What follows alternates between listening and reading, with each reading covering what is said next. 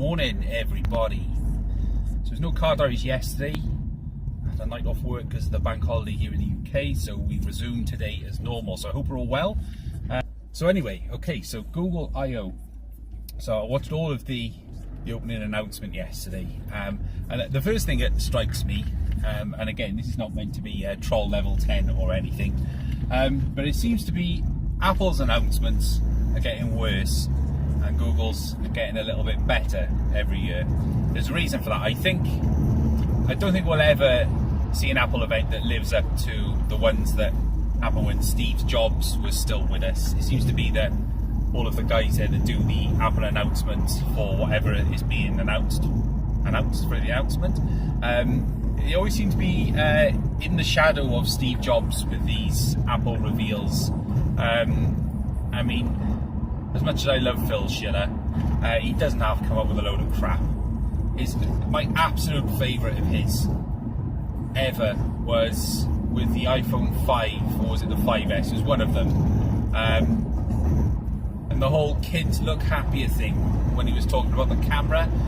Come on, Philip. Don't talk such nonsense. Seriously, people can see for themselves whether the pictures look good or not. Trying to convince people that kids look happier or dogs look doggier just because of the camera, it's just a load of bullshit. And yeah, you know, I always look forward to Phil Schiller's little announcements at the Apple events. It really is quite cringe. Not that the Google announcement wasn't without some cringe level 10. I can't remember her name now, but she came on the stage. Some woman talking about her children and family. She was talking about the recipes. Now that was cringe. There was a couple of moments where she was hoping for some applause or laughter. She got neither. It was like, oh, this is awkward. This is awkward. But the rest of it was really, really good. I mean, Sundar Pichai, he's got like a certain charm about him, isn't he? You know, the kid who grew up with basically nothing, and then he's gone on to be one of those influential figures in the tech world. He really is something, you know, a guy to look up to for a lot of people. I think, you know, his kind of dry humour at the beginning, you know, with the whole hamburger emoji, and also the beer one. I never knew about the beer one with the half-empty beer glass with the froth still on the top. I mean, that was cool. He handled it really well. I thought that was, you know, a good bit of humour as an icebreaker at the beginning. But as things went on, there was some real next level stuff going on there. Now, as I said on Twitter, it was subtle but really impressive at the same time, and also a little bit frightening. As 5%, it's kind of Skynet is coming. Now, if you didn't catch it, and for the benefit of those watching, basically Sundar showed us a demo of what's going to be happening with Google Assistant and what it can now do in the future as part of the Android P beta, and what Android P is eventually going to become in its finalized state. So what happened is that he's talking about appointments. So the appointment that they demonstrated was somebody booking an appointment for a haircut and also a restaurant. Actually has a contextual conversation I'm looking for something on May 3rd. with a real person. And this is a voice assistant, all through AI. It's absolutely incredible. Sure. What time are you looking for, the audience, you know, said it all. At 12 p.m. Really We do not have a 12 p.m. available. The closest we... You have to go and watch it. You know, hit it up on YouTube and you'll see it. It's very, very impressive indeed. And the problem is will certain people adopt that? Would they make the use of that? But still, it was real next level stuff. It was brilliant. Really, really impressive. Impressive indeed. The other one was with the AI in Google Lens, where they had a picture of a document which was on a skew-if angle. So obviously the camera was like pointed this way and the document was flat on a table. It can read the whole document from that angle and then convert that into a PDF file. Once again, the audience were like, ooh, cue applause and a few whoops and stuff. That again that is something that is truly useful. It really is. How many times have you taken a picture of a document or need to send it to somebody saying, oh, it's too dark, or I can't read the handwriting or something? I mean, that's so impressive. Really, really impressive.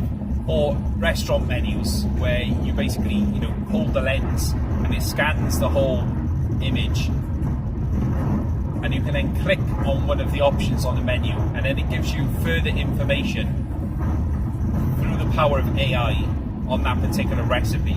So you know whether you can eat it or not. If you're like me and you've got allergies and you need to know if a certain item on the menu is going to make you bad and make you sick for the rest of the meal, then that is extremely handy, really, really good.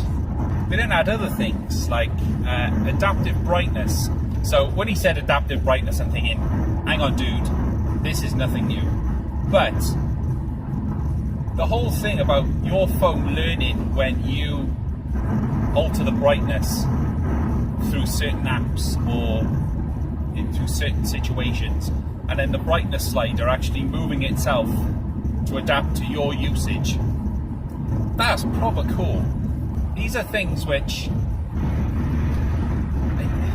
the thing with Google is they're very experimental, aren't they? Everyone knows that. They're the master at trying everything, but not really the master of sort of nailing things down and perfecting it. But all of these little things that they were talking about yesterday was so, it was just so thoughtful. You're thinking, Siri has an entire team of people behind it, and it's still rubbish. Yes, it does work for certain things, but I think as a whole package, it fails on so many levels. And that's where Google Assistant, I think, does win out. And I'm not being biased. I'm just telling you what I know is factual and the truth. I've used Siri and I've used Google Assistant, and I find Google Assistant far more beneficial and far more useful than Siri. I think it's because you can do more with Google Assistant. They try to make it more personable. The whole contextual conversation things. It's so brilliant, so nicely done. It really is cool. And the whole integration thing with your home. Now I know Apple HomeKit kills everything, so brilliant, but it's limited. Whereas Google Assistant works with a much broader range of products. And then you've got now this is a little bit funky, I thought, was the volume arrangement. So as you know at the moment, if you've got an Android device, if you hit the volume key, you'll be hit with a menu, and you have to kind of independently control the volume of your alarms, media, and your ringer. Now, what they were trying to explain is that if you're watching YouTube, and he gave a really good example. We've all been there. You hit the YouTube video, and the first thing you do is click on the volume button. Now, at the moment, it defaults to the ringer and not the volume for the video. So you turn on your ringer onto vibrate or silent, but then you get this video blasting out in the middle, maybe of a situation where you need it to be a bit quieter. Maybe if you're sitting with your partner in a room, or you need to have need to be a bit more discreet, I'm trying to say. But now it defaults to the media volume, which is cool. I'd have to use it to see it in action, but it did look good, it really did. And the good thing is that when you use the volume now, you click on the volume control, and a small bar which looks very much like the force touch option where you press and hold and you've got all the bars, or the control center with Apple. It looks very much like that. The little volume slider will pop up next to your volume button, whatever it may be, and then you control it with your finger on the screen, or you control it with the volume slider, which is really handy, because the amount of times that that's happened to me, it's a lot. So that was really cool. The other one was Google Photos. Now with Google Photos, they've now introduced an option where it will automatically correct stuff, or it can automatically share. It recognises the people in the photos. Now, this is a little bit scary because, like I say, it's like Skynet.